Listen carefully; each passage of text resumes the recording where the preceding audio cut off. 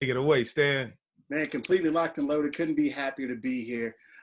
Welcome to day 9 of Game Beyond the Game presents Talk That Talk, your 21-day transition. I am your host, Stan Pearson II, and I hope to navigate this conversation helping you realize your game beyond the game. I am here with Prince Daniels, founder of Game Beyond the Game. Prince, how you doing today? How you feeling? I'm doing amazing. Thank you. I'm so happy to be here. Like I said, I'm always blessed. I'm just happy to hear every athlete's story because we all have a story to tell. And we use that story and that narrative to help other athletes, inspire them to become great or help them aspire to reach greatness. So I'm happy that you're here. Welcome to Game Beyond the Game. Talk that talk, a 21-day transition. Let's go. Awesome. Yeah, and we're lucky today to have Todd DeLamielleure with us, and he's been working in the fitness industry for over 15 years, and he's a graduate of Duke University. And while at Duke, he was an academic All-ACC performer on and off the field. He continued his football career, signing a rookie free agent contract with the Indianapolis Colts in 2002. He also played for the Rhein Fire of NFL Europe in 2003 before sustaining a career-ending shoulder surgery. Todd resides in Charleston, South Carolina with his wife, Mindy, and 4 daughters, one of which we just met, who's adorable and amazing. In addition to his personal training clients and group fitness classes, he is also the co-owner of Hall of Fame Solutions, LLC, with his father, Joe. And with Hall of Fame Solutions, they aim to spread functional fitness to individuals of all walks of life through several products that make fitness accessible to everyone, which is amazing. Welcome, Todd. How are you doing? Good, man. That was a heck of an introduction, man. We aim to please. Man, I'm happy to be on, guys. Thanks for having me, Prince. Oh, man, you're welcome. Thank you for being on, man. So I'm happy to hop right into this. Excited to hop right into this. I know as we kind of hopped on and we were getting situated, you mentioned that you had, a client was just leaving.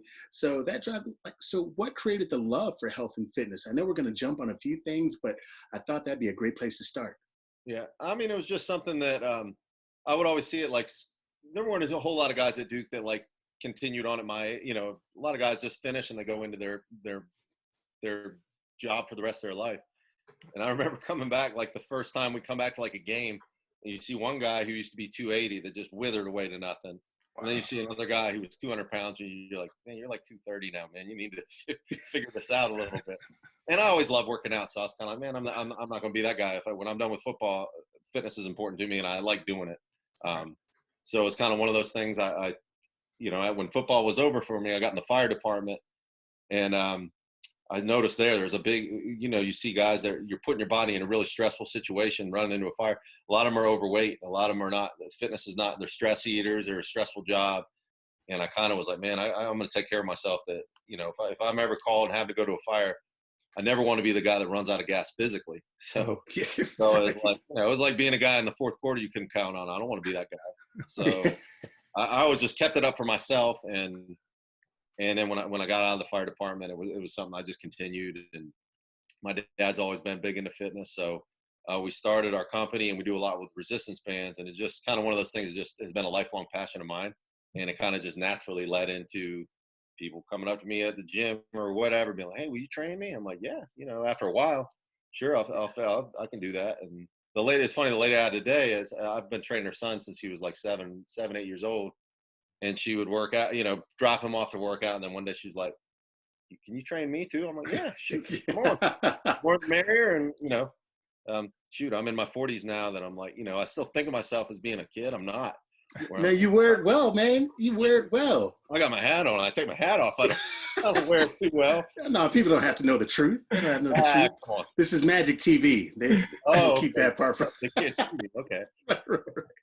Cool. So really quick, you mentioned a firefighter. So from, professional sports, professional athlete, academic All-American, you give me a lot of credit there, academic All-American. I mean, why not? Okay, I'm sorry. The story is told by the victors. I'm sorry, All-ACC academic performer. Yeah. So tell me, why a firefighter? Why the fire department? It's just one of those. So my mom's dad was he was the chief of a small department in Detroit. He lived in Centerline, Michigan. It's where like all my family's from, and he was the chief up there. And he's a guy that like, if you know, you can find something wrong with everybody. That's one guy in my life. I don't know if I've ever seen the guy do something that wasn't like commendable. I'm like, man, if you're going to model your life after somebody, this is the guy to do it. Wow. And when football didn't work out, you know, we're kind of talking about the corporate thing. I went to a lot of interviews and I'm like, oh God, like, you know, the idea of making cold calls, it just wasn't me. It's, you know, and I'm like, man, I moved around a lot as a kid. So the other thing I thought about was federal law enforcement, and just the idea of having to move a lot. My wife is a Navy brat. We liked where we were. And I'm like, one day I'm driving by the chief's office. I'm like, man, I'm gonna see what it's be about to be a firefighter. And it's kind of one of those things literally did not think about it till that day. But then I went in the chief's office. I'm like, man, that's something I might like to do. It's something where there's the physical side of it, which I enjoyed, but then the camaraderie, man. Prince, I mean, that's what I miss a lot of football right away out of it. Is like, dang, man, I'm not going to have that bond with guys again. And the fire department really filled that void in my life. Oh, that's beautiful. Yeah. Now, you also talked about, you mentioned, you know, things that you like to do and going on interviews and so forth.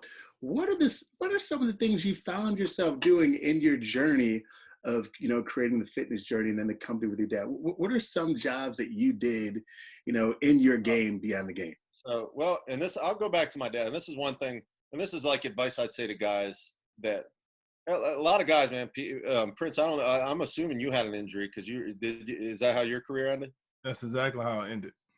Happens a lot, right? And it's like you wake up one day, you're like, dang, what am I going to do? And I'll go back to my being a kid. Like my dad he played 13 years. He had no injuries, all right? And he got out of football. I'm sorry to stop you, but who is your dad? Joe DeLamielleure. I'm sorry.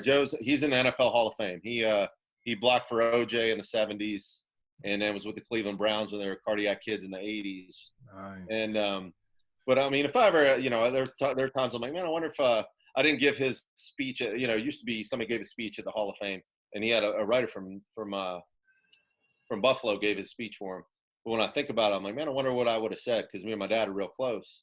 And you know, I always think back. So I don't remember a lot of him playing. I was in kindergarten, but when he's my age. He's 41, 42 years old. He had a couple businesses. Long story short, he was a victim of white collar crime. He lost all his savings from football, and right away. So I was 6th, 7th grade.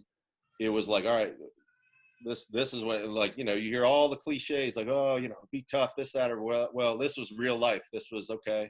I lost all the money we had. We got 6 kids. What are we going to do? And he started a moving company, and I did that with him. It was just me and him. It was called Great Moves. I'll come back to a funny story about that later. But he's just like, what am I going to do tomorrow? Not what am I, you know, I'm not going to sit here and he's a doer, which is to me is like, that's kind of how I am. I'm not going to sit there, and it's bit me in the ass a couple times that I'm not a business plan guy. I just start doing stuff and I end up learning through error. But anyway, he started a moving company. He played arena football at 41 years old, and he was coaching high school football. So he's working his butt off every day, and I'm kind of doing this with him. We're in charge, you know, he's in charge of facilities at the high school. So we're cutting grass all day. He's going to football practice. Then we're doing a move in the evening, and then he picks up a job. Where we got a job cleaning Pfeiffer College at night, we did it. I was like 13, and we get in there, and my dad's, hey Todd, this is like $200 cash. You know, it's under the table. This is good. And I'm like, Dad, I'm like scrubbing the toilet, and I'm like, Dad, I gotta like sleep at some point. And I laugh about it now, man. It's some of the best times of my life. But when I think about it, I think back and I admire that, man. Nothing was beneath them. There's guys that've been to the pinnacle, and they got a hard time going, damn, I'm not the man anymore. Now what do I got to do? And he get his hands dirty, and he's like, man, I'm gonna work. And you know, I'm not saying you go work menial jobs if you're an educated guy, of course not. But you move on. You don't sit there and say, oh, you know, you don't play the victim, and you don't sit there and go, oh, you know, I got hurt or this or that. It happens to a lot of people. You got to pick yourself up and keep going. And when I think of that time in my life, I was like, man, that was pretty cool. It gave me confidence now that I have my own family. That, man, I'm always going to work. I don't care what it is. I don't care if I got to go dig a ditch. And I'm not saying I'm going to do that for my whole life. But if I got to do it for a week to do it, I'll do it. And nothing's when I saw my dad do that, and like nothing was beneath him. He's now a Hall of Famer. People go, wow, look at this. And I'm like, man, he would go do whatever he had to do to take care of his family and all that. To me, that was a life, I got to watch him do that. It was a life lesson for me. Wow, man. You know what, it reminds me of the quote of, even the oak tree started out as an acorn. Yeah. And as you mentioned, your dad being in the Hall of Fame, it's like so many people see the end result and Sure. don't have an understanding of what the growth, the watering, the maturation, the struggle through all seasons and weather, to make what happened today. Have you shared, I don't necessarily say any of those stories. I know you have a 3-year-old. I can't remember how old the other two are, but, how has that relationship, helped you, develop and have conversations with your 4 daughters? How's that affected you in fatherhood? It's just, I like me and my dad were so close growing up, and I had 6, I'm one of 6. I got a twin sister. I got 2 older sisters, 2 younger brothers. And actually when my dad was coaching, he had 3 guys he coached live with us. So at one point, and this is when all this was going on, we had not like 9 kids in the house. I mean, it was 2 black kids. My 2 brothers are Korean, and then 4 white kids. And it was like, we walked around, people were like, what's going on? We're like, can the camera over here? These people walking through the grocery store. But I mean, just from a standpoint, I wouldn't consider myself like a strict dad, or where, of course, I'm going to be discipline my kids when I need it, but I want to be a friend to them and like have them be approachable. I want to be approachable like my dad was to me. I don't want to, Amazing. So I know that, you and Prince have obviously that camaraderie you mentioned, kind of knowing of each other's, playing days. So Prince, you're both dads, and not just that, but dads of girls, so, what question, Prince, might you have,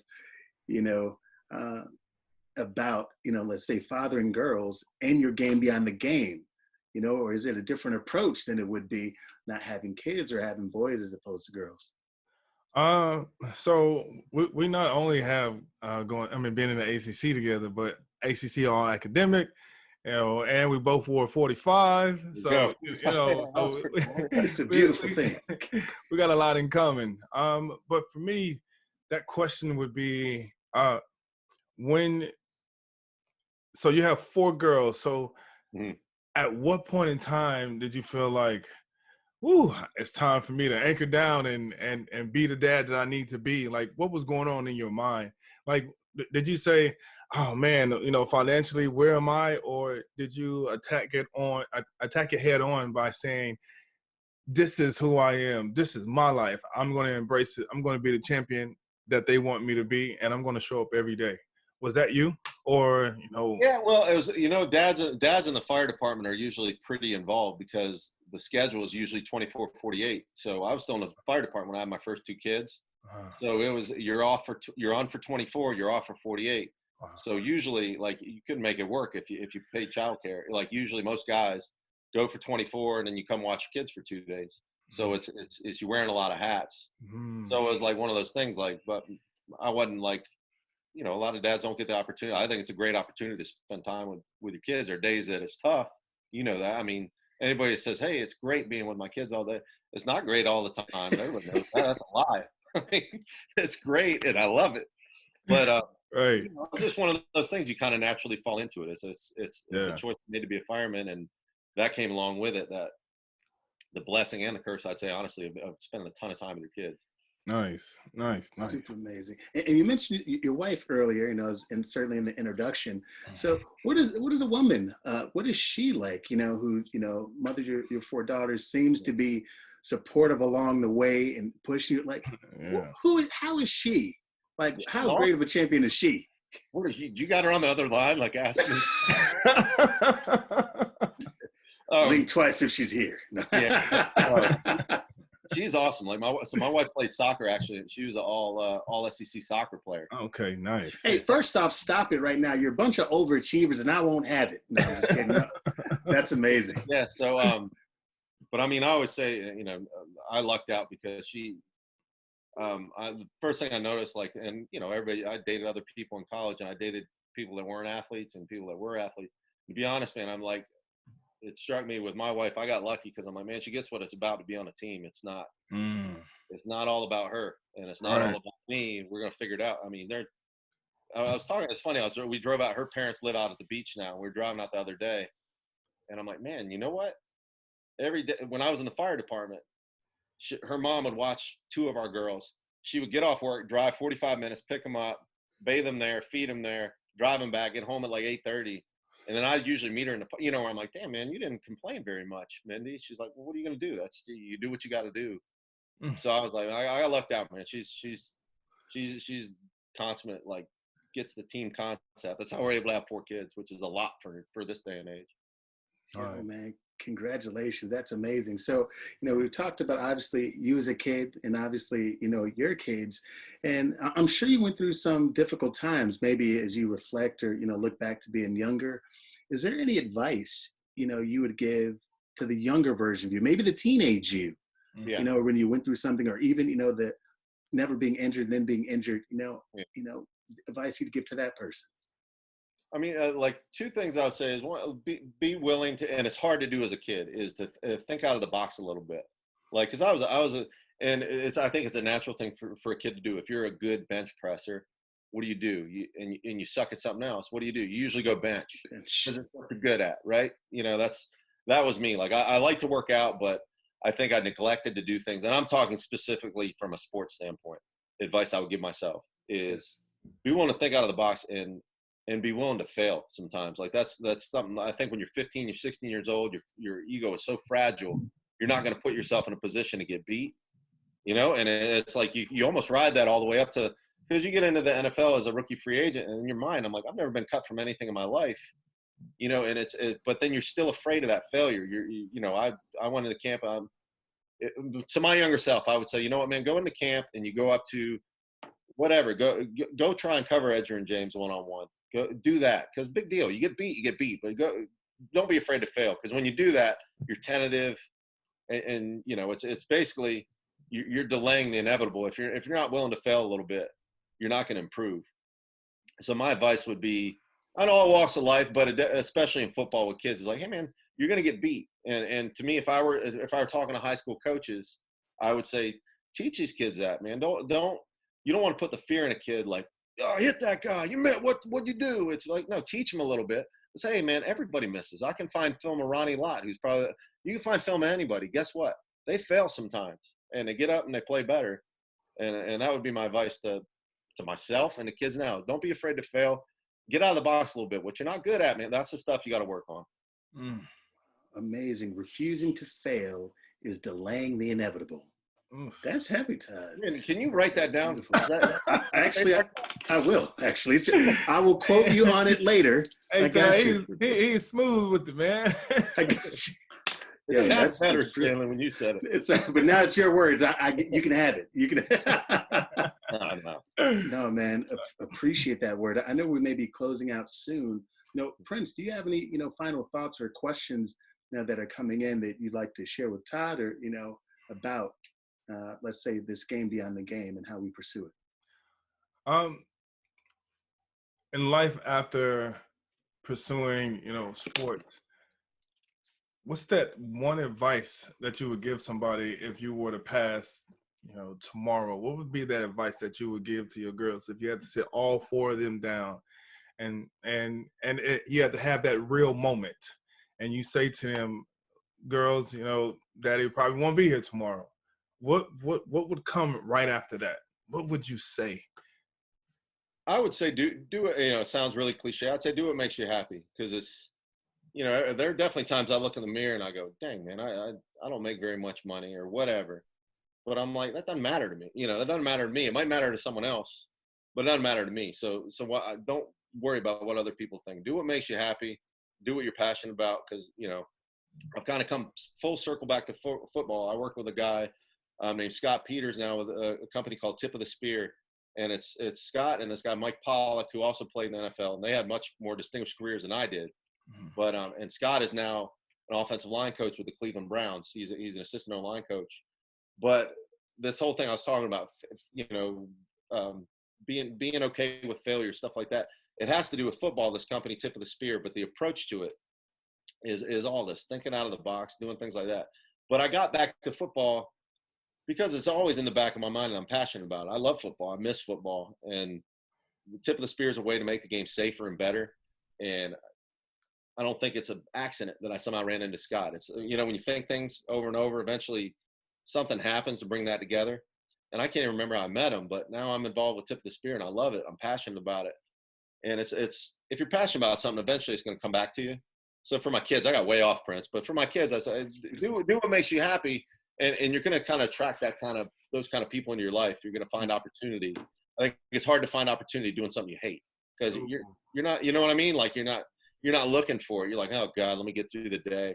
You know, when you're kind of, you're positive and you're surrounding yourself with people like that, you start to get opportunities. And that's, you know, so. Man, Love it. Thanks for sharing that. And Amen. Amen. We're doing all this. I don't know. We clap, we snap it, all of it. And another jewel you left also, Todd, was what matters to others doesn't have to matter to you. And that's just a lesson, I think, you know, kids all the way up to adults, we get caught up in making things matter that don't even matter to you, but they become significant for no reason at all. Yeah.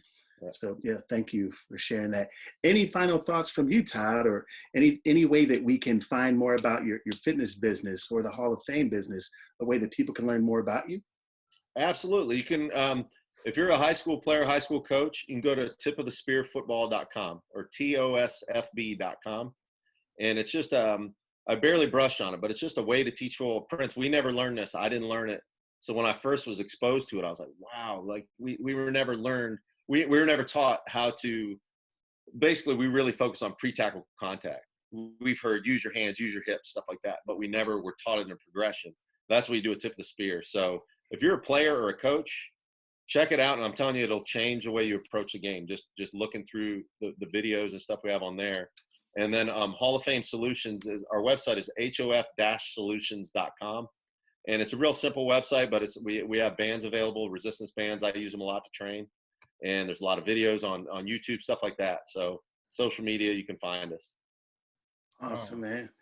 Thank you so very much. Prince, anything else? Any final thoughts? No, my final thoughts is just, man, Todd, thank you, man. You're making a difference in the world.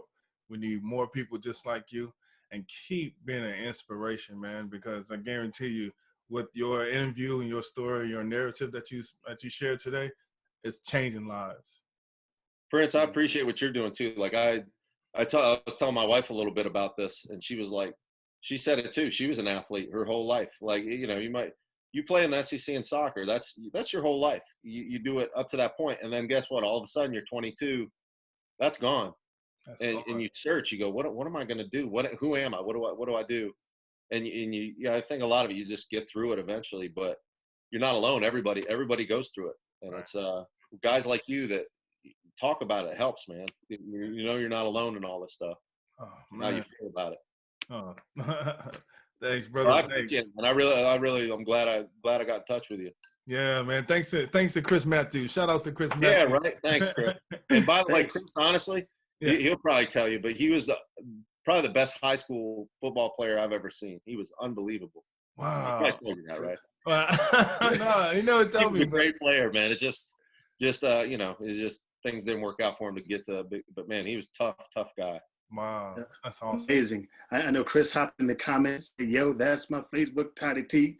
So he hopped in there. So thank you very much. No, my fullback, man. I was his fullback, not his Facebook. It was a fullback. FB. Yeah, I used to block for Chris. It was my Facebook. Listen, I'm locked in. You know what? Hey. I need to be more in the moment. I was actually about to say fullback, Todd. You didn't. That's all right, man. I'm so shame on me. I was an athlete, not like you all, but I was Facebook. Anyway, now back to your regularly scheduled program. Thank you very much for putting me on notice. My bad, Chris. I promise I'm a smart dude and I know sports. Anyway, thank you all for popping in, for laughing, for learning, and for loving a little bit more with us. Todd DeLamielleure, thank you for sharing not just your story, but your family and your thoughts and insight with us. We truly appreciate you all. Thank you very much, Prince, for doing what you do and how you do it. Please make sure you stay in tune with us for tomorrow, day 10, as we hang out with Ray Leonard Jr., as we discuss how we can continue to help you learn how you can improve your game beyond the game. Have a great day. Peace. Peace. Thank you. Have a good one. All right.